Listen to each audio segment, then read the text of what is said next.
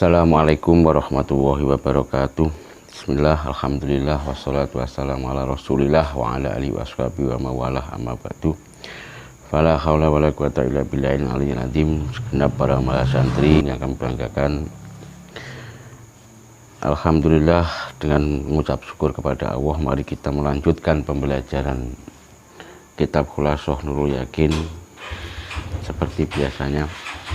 Bismillahirrahmanirrahim. Mari kita lanjutkan pelajaran yang kemarin. Sekarang melangkah pada bab Khulasatus Sanati Salisah. Bismillahirrahmanirrahim. Khulasatus Sanati tawi iki iku mertelakake ringkesane taun asali sati kang kaping 3. Hadasa terjadi fisana tisali sati ing dalem taun kang kaping 3 apa ghazwatu Ghatafana perang Ghatafan wa Bahrona lan perang Bahron wa Hamra'il Asadi lan perang Hamra'il Asad walam yakun lan khalih ora ana fil jami'i ing dalem sekabehane perang apa harbun kurban. Wa fiha lan ing dalem sanati salisah hadasa terjadi apa ghazwatu Uhudin perang Uhud. Kharajat metu sapa Quraisyun wong Quraisy ma'a khulafaiha sartane pira-pira kanca sumpahane wong Quraisy fi salasati alafi rajulin ing dalem 3.000 wong lanang. Minal Arabi saking wong Arab. Waja'u lan teka sapa Quraisy Uhudan ing gunung Uhud lil akhdi krana ngalap bisa riman kelawan males wong kutila kang den pateni sapa man minhum saking wong Quraisy fi Badrin ing dalem perang Badar.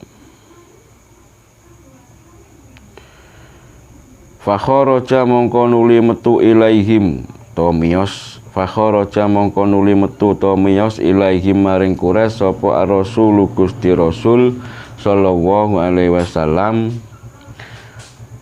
fi alfin ing dalem gawa wong 1000. Raja'a kang bali minhum kalih tetep saking wong 1000 utawa alfin niku sapa Abdullah bin Ubayy bin Ubayy bisala simiatin kelawan gowo wong 300 minal munafikina saking pira-pira wong munafik. Bab niki hanyalah ringkesan-ringkesan dari pelajaran tentang perjalanan atau siratun Nabi pada tahun ketiga Hijriah, yaitu diantaranya pada tahun ketiga Hijriah ada perang Ghatafan, perang Bahron, perang Hamra'il Asad.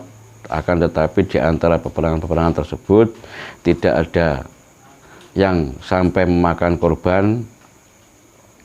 Dan juga pada waktu tahun ketiga Hijriah terjadi perang Uhud.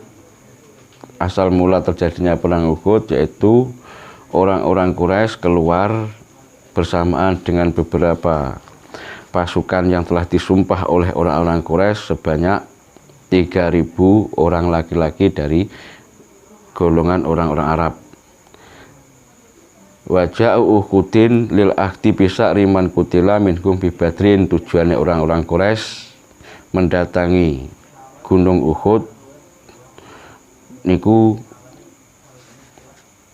untuk berperang melawan orang-orang Islam, untuk membalas para orang-orang Quraisy yang telah mati terbunuh pada waktu perang Badar, membalas dendam kepada orang-orang Islam.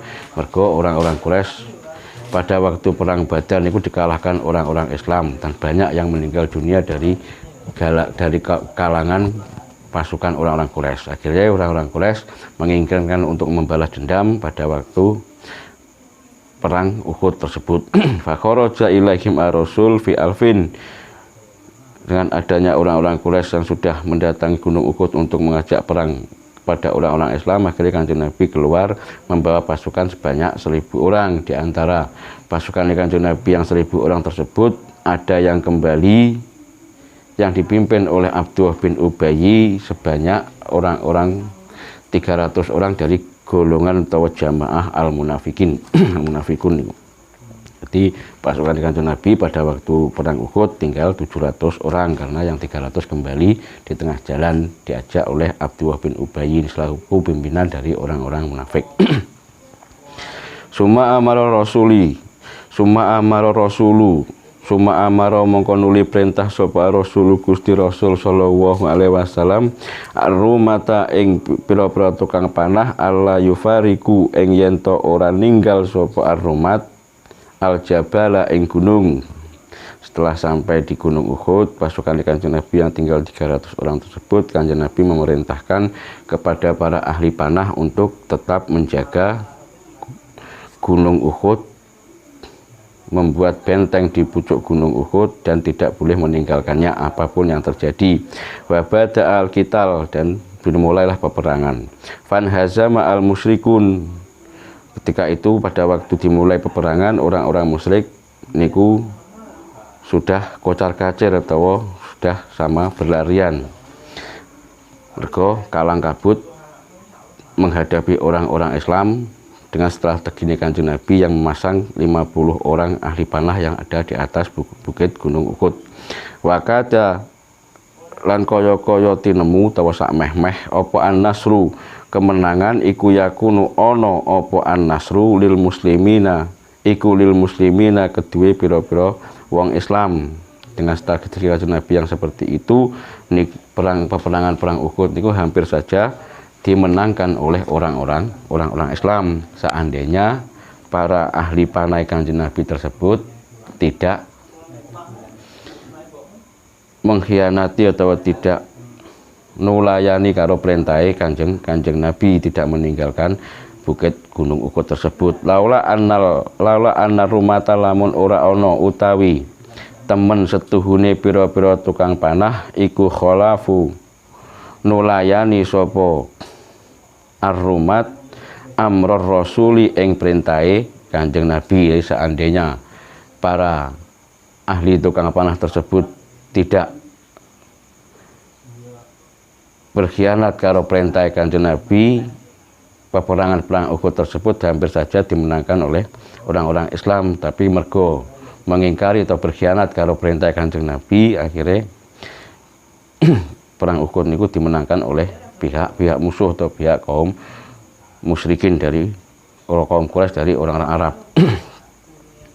Fahamalat mongko nuli nyerang alaihim ing atase al muslimun sapa khailul musyrikina pasukan nunggang jarane pira-pira wong musyrik. Fan hazama mongko padha keplayu sapa aksaruhum luweh akeh-akeh wong muslimin. Akhirnya setelah orang-orang ahli panah Kanjeng Nabi niku terlena tergiur dengan adanya harta benda yang menjadi rebutan, harta bendanya orang-orang musyrik yang sudah menjadi rebutan dari orang-orang Islam yang ada pada waktu itu. Akhirnya orang-orang musyrik niku menyerang dari belakang dan orang-orang Islam semua pada kocar-kacir. Wastushida lan mati syahid minhum saking al muslimun sapa aksaru luweh akeh min sab'ina tinimbang saking wong 70. Minhum iku setengah saking sab'ina Hamzatu utawi Sayyid Hamzah. Akhirnya dalam peperangan perang Uhud tersebut banyak orang-orang Islam yang mati syahid, ini melebihi dari 70 orang. Termasuk dari 70 orang tersebut yaitu pamane Kanjeng Nabi yang bernama Sayyid Hamzah. Amur rasuli rupane pamane Kanjeng Nabi sallallahu alaihi wasallam. Wa arada lan ngarepake sapa Ubay bin Khalaf ayuktala ing yen to mateni sapa Ubay bin Khalaf ar-rasula ing Gusti Rasul sallallahu alaihi wasallam. Pada waktu perang Uhud niku Ubay bin Khalaf niki berusaha untuk membunuh Kanjeng Nabi. Fadharabahu mongko nuli mukul ing Ubay bin Khalaf sapa ar-rasulu Gusti Rasul sallallahu alaihi wasallam biharbatin kelawan tombak kanat kang ana apa harbah iku sababa halakihi dadi sebabe matine Ubay bin Khalaf. ketika Ubayy bin Khalaf niki ingin membunuh Kanjeng Nabi, akhirnya Kanjeng Nabi memukul Ubayy bin Khalaf dengan tombak yang ada di sampingnya di sekitar Kanjeng Nabi, dan pukulan Kanjeng Nabi dengan tombak terhadap Ubayy bin Khalaf tersebut mengakibatkan kematiannya Ubayy bin Khalaf meskipun cuma dengan satu pukulannya Kanjeng Nabi. Walam yaktulan ora mateni sapa Kanjeng Nabi wairahu ing liyane Ubayy bin Khalaf. Selama hidupnya Kanjeng Nabi, meskipun dalam peperangan Kanjeng Nabi niku selama hayatnya tidak pernah membunuh seseorang, membunuh orang satupun kecuali Ubayy bin Khalaf tersebut. Wa jurikat lan den catoni apa rukbatar rasuli, dengkul lorone Kanjeng Nabi sallallahu alaihi wasallam. Wa suja lan den catoni apa wajhuhu wajahe Kanjeng Nabi. Wa kusirat lan den pecah apa rubaiyatuhu, untu kang ana antarane untu ngarep lan siyunge Kanjeng Nabi. Wa sanniyatahu lan untu ngarep lorone Kanjeng Nabi. Wa jurikat lan den catoni apa wajnatahu, pilingan lorone Kanjeng Nabi. Pada waktu perang Uhud, karena orang Islam niku mendapatkan kekalahan, ini Kanjeng Nabi niku dilukai oleh orang-orang musyrik. Dua lututnya niku dilukai sampai Kanjeng Nabi semaput, masih dilempari batu sampai wajah Kanjeng Nabi niku banyak yang terluka. Waku sirat rubaiyatuhu wasaniyatahu, beberapa gigi nih Kanjeng Nabi, baik gigi depan atau samping niku banyak yang putus, banyak yang pecah. Wajurikat wajnatahu, dan juga kedua pipi Kanjeng Nabi niku dilukai oleh orang-orang musyrik, dihantami oleh batu oleh orang-orang musyrik. Wa usiba lan den kenani sapa man wong sabata kang tetep sapa man ma'ahu sartane Kanjeng Nabi. Min ashabihi kalih tetep saking pira-pira sahabate Kanjeng Nabi, bicara khatin kelawan pira-pira catu kasiratin kang akeh. Hal tersebut juga menimpa kepada para sahabat Kanjeng Nabi yang mengikuti Kanjeng Nabi pada waktu perang Uhud. Untuk melindungi Kanjeng Nabi juga dilukai oleh orang-orang kafir Quraisy atau orang-orang musyrik dari Quraisy. Wa fi hadhihi sanati lan ing dalem iki taun zawaja nikahake sapa Rasul Gusti Rasul sallallahu alaihi wasallam ibnatahu ing putrine Kanjeng Nabi Umma Kulsumin, rupane Ummi Kulsum, Utsman bin Affan ing Utsman bin Affan. Pada tahun ini, tahun ketiga Hijriah ini juga terjadi peristiwa pernikahan putrine Kanjeng Nabi yang bernama Ummi Kulsum dinikahkan dengan Utsman bin Affan. Wa fiha lan ing dalem sanatus salisah tazawwaj nikah sapa Kanjeng Nabi Hafsah binta Umar bin Al-Khattabi ing Hafsah binti Umar bin Khattab, Hafsah kang dadi putrine Umar bin Khattab. Wa Zainab lan Zainab binta Khuzaimah Hilaliyati kang dadi putrine Khuzaimah al-Hilaliyah. Wa fiha lan ing dalem sanatus salisah wulida den lahirake sapa Al-Hasan Sayyid Hasan. Wa khurrimat lan den haramake apa al-khamru arak tahriman kelawan ngaramake qot'iyan kang bangsa mesti. Terjadi pada tahun ketiga Hijriah niku peristiwa pernikahan Kanjeng Nabi karo Dewi Hafsah yang menjadi putra sahabat Kanjeng Nabi, yaitu putra dari Umar bin Khattab, dan juga pernikahan Kanjeng Nabi dengan Zainab binti Khuzaimah al-Hilaliyah. Dan juga pada tahun ketiga Hijriah tersebut terjadi peristiwa kelahiran cucunya Kanjeng Nabi yang bernama Sayyid Hasan.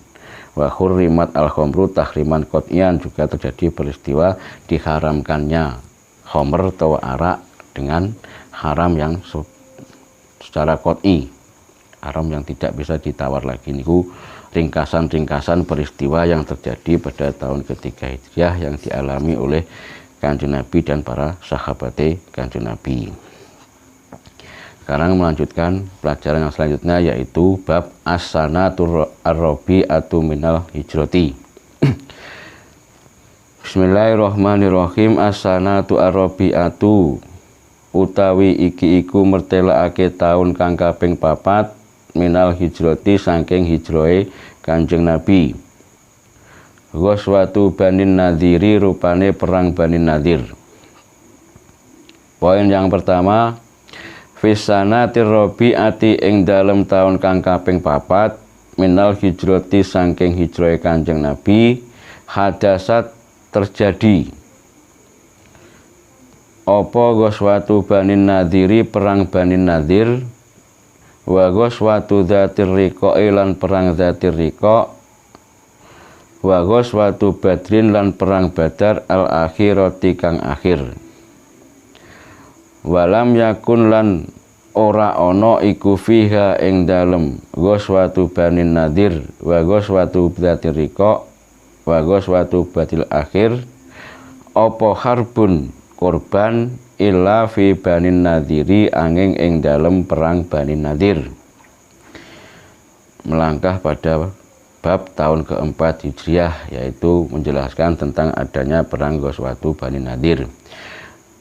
Poin yang pertama, fisanatir rabi'ati minal hijrati hadasat ghazwatu Bani Nadir wa ghazwatu Dzatir Riqa wa ghazwatu Badil akhir. Pada tahun keempat Hijriah ini terjadi beberapa peristiwa yang menimpa pada Kanjeng Nabi beserta sahabat dan pengikutnya, di antara lain yaitu adanya perang Bani Nadir, perang Dzatir Riqa, dan juga perang Badar yang akhir.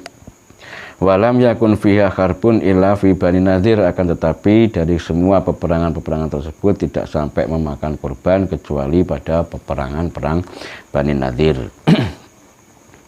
Poin yang kedua, Banun Nadhiri utawi kang aran Bani Nadir iku qabilatun suwiji qabilah min Yahudil Madinati saking wong Yahudine negara Madinah, kana kang ana iku bainahum ing dalem antarane Banu Nadir, iku bainahum ing dalem antarane Bani Nadir wa bainal muslimin lan antarane pira-pira wong Islam apa uhudun perjanjian. Rupane yu'aminu padha ngamanake,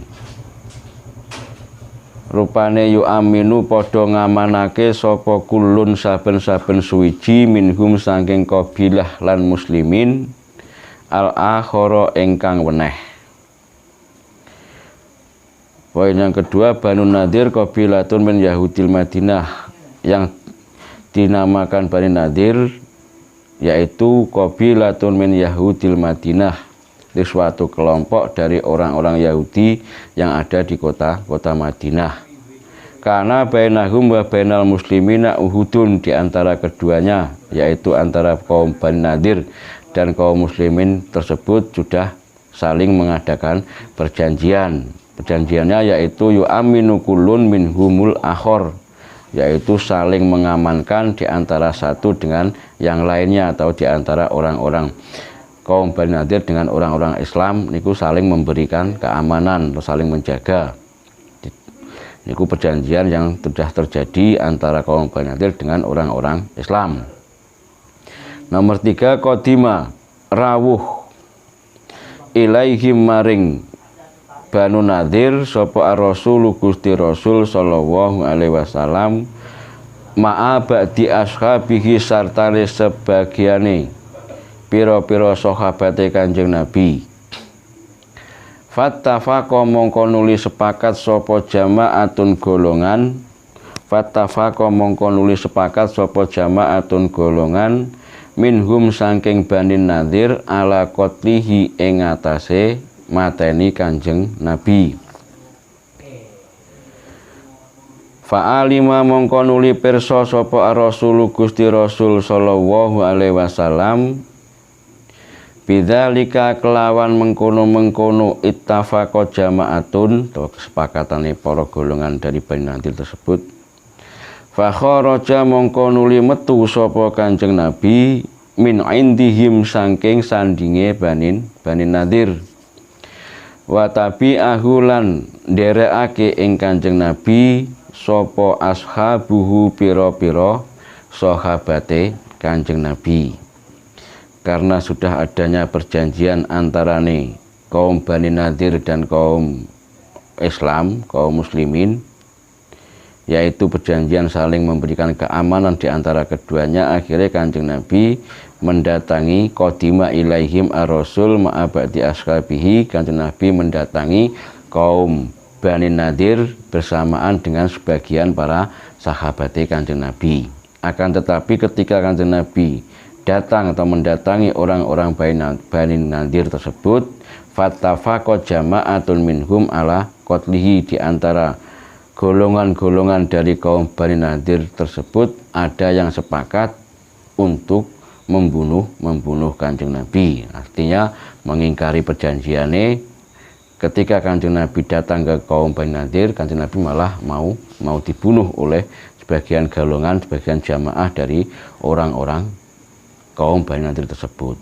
Fa'alima ar-rasulu sallallahu alaihi wasallam bidzalika fa kharaja min indihim wa tabi'ahu ashabuhu. Ketika Kanjeng Nabi mengetahui adanya kesepakatan golongan dari kaum Bani Nadir yang mau membunuh Kanjeng Nabi tersebut, akhirnya Kanjeng Nabi kembali keluar dari kaum Bani Nadir, pergi dari kaum Bani Nadir yang diikuti oleh beberapa sahabatnya yang mengikuti Kanjeng Nabi tersebut. Summa arsala ilaihim, summa arsala, poin yang keempat, summa arsala mongko nuli utusan sapa Kanjeng Nabi.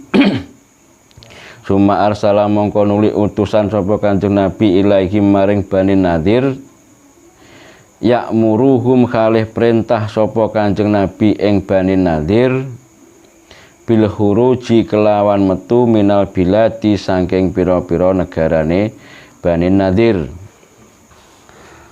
Fa'ata'u mongko podo anut sapa Bani Nadir, summa imtana'u mongko nuli podo nyegah sapa Bani Nadir. Poin yang keempat, ketika Kanjeng Nabi niku mengetahui adanya pengkhianatan dari kaum Bani Nadir, atau mengkhianati kaum Bani Nadir, sudah mengkhianati janjinya yang mau mengamankan antara orang-orang Bani Nadir dan orang-orang kaum Islam, sudah dikhianati oleh kaum Bani Nadir. Akhirnya Kanjeng Nabi summa arsala ilaihim ya'muruhum bil khuruji minal bilad. Kanjeng Nabi mengutus sahabatnya untuk mendatangi orang-orang kaum Bani Nadir dan memerintahkan kaum Bani Nadir tersebut untuk keluar dari negaranya karena telah mengkhianati perjanjiannya karo kaum muslimin. Akhirnya fa'ata'u summa imtana'u, dengan utusan atau perintah Kanjeng Nabi tersebut, orang-orang kaum Bani Nadir ada yang mengikuti dan ada yang menolak atau mencegahnya atau menolak perintah Kanjeng Nabi.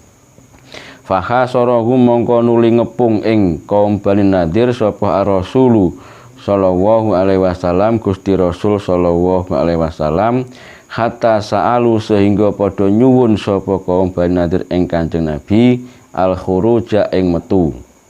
Fa'adina mongko nuli ngidini sapa Kanjeng Nabi lahum maring Bani Nadir. Ketika Kanjeng Nabi mengetahui bahwasannya perintah Kanjeng Nabi niku ditolak atau dicegah oleh kaum Bani Nadir, artinya kaum Bani tidak mau untuk mengikuti perintah Kanjeng Nabi, disuruh keluar dari negaranya. Akhirnya fakhasarahum ar-rasul hatta sa'aluhu al-khuruja fa'adina lahum. Kanjeng Nabi mengepung kaum Bani Nadir dengan pasukannya sehingga kaum Bani tersebut meminta izin kepada Kanjeng Nabi untuk keluar dari negaranya. Fa'adina lahum, akhirnya Kanjeng Nabi dimintai oleh kaum Bani Nadir tersebut. Akhirnya Kanjeng Nabi memberikan izin kepada kaum Bani Nadir, disilahkan untuk keluar dari negaranya kaum Bani Nadir. Wa kharajulan padha metu sapa kaum Bani Nadir bi amwalihim kelawan gowo pira-pira bondone Bani Nadir, wanisa ihim lan pira-pira bojone Bani Nadir, wa auladihim lan pira-pira anake Bani Nadir. Wa malan barang yastatiuna kang mampu sapa Bani Nadir hamlahu ing gawa ma alal ibili ing atase unta. Hamlahu ing gawa ma alal ibili ing atase unta. Illa alatal harbi angin alat-alat perang. Illa alatal harbi angin alat-alat perang. Ketika kaum Bani Nadir sudah mendapatkan izin dari Kanjeng Nabi untuk diperbolehkan keluar dari negaranya, atau Kanjeng Nabi melepaskan kepungan kaum Bani Nadir tersebut, akhirnya kaum Bani Nadir wa kharaju bi amwalihim wa nisaihim wa auladihim, kaum Bani Nadir tersebut keluar dari negaranya tersebut dengan membawa seluruh harta bendane kaum Bani Nadir, membawa para istri-istrinya kaum Bani Nadir dan juga anak-anaknya para kaum Bani Nadir tersebut. Wa ma yastati'una hamlahu alal ibil, dan juga seluruh barang-barang yang mampu dimuat, yang mampu dibawa dengan kendaraannya, dengan ontanya kaum Bani Nadir. Pada zaman dahulu niku tidak ada kendaraan macam-macam kecuali unta. Kendaraannya mekur unta. Semua barang yang bisa mampu dibawa oleh ontanya para kaum Bani Nadir niku dibawa keluar dari negaranya kaum Bani Nadir. Illa alatal harbi, kecuali alat peperangan. Alat peperangan ini karena Kanjeng Nabi tidak diperbolehkan dibawa keluar dari negara Bani Nadir atau dijadikan barang sitaannya orang Islam, atau disita oleh Kanjeng Nabi, tidak boleh dibawa keluar dari negaranya kaum Bani tersebut. Itu ceritane peperangan kaum Bani Nadir. Nah, baiklah, sampai di sini dulu pelajaran hari ini. Walaupun singkat, mudah-mudahan ada manfaat. Kita semua bisa mendapatkan ilmu yang barokah fid dini wad dunya wal akhirah. Sekian dari saya akhiri, wabillahi taufiq wal hidayah. Wassalamualaikum warahmatullahi wabarakatuh.